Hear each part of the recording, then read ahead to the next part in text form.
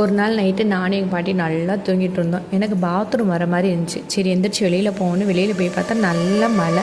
சரின்னு சொல்லிட்டு கரண்ட்டு வேறு இல்லையா, பின்னாடி திரும்பி பார்த்தா தெருவில் ஒரு ஆளை கூட காணோம். என் காதுக்கு பின்னாடி ஏதோ அழுகிற சத்தம். என்னன்னு திரும்பி பார்த்தா பூனை.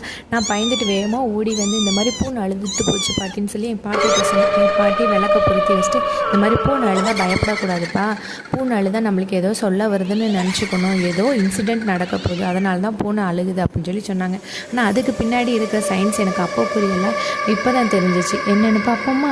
அதாவது பூனையோட காது கண் எல்லாமே நைட் நேரத்தில் ரொம்ப நுணுக்கமாக வேலை செய்யும். பூமியில் நடக்க போகிற வைப்ரேஷன்ஸ் வந்து அவங்களால ஈஸியாக டிடெக்ட் பண்ண முடியும்.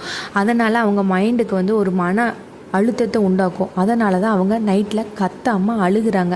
இந்த மாதிரி பூனை நீங்கள் நைட் நேரத்தில் அழுகும்போது நீங்கள் இனிமேல் பயப்படாதீங்க. ஏதோ நடக்க போகிறத அவங்களுக்கு முன்கூட்டியே சிக்னல் கொடுக்குறாங்கன்னு நினச்சிக்கோங்க. சப்ஸ்கிரைப்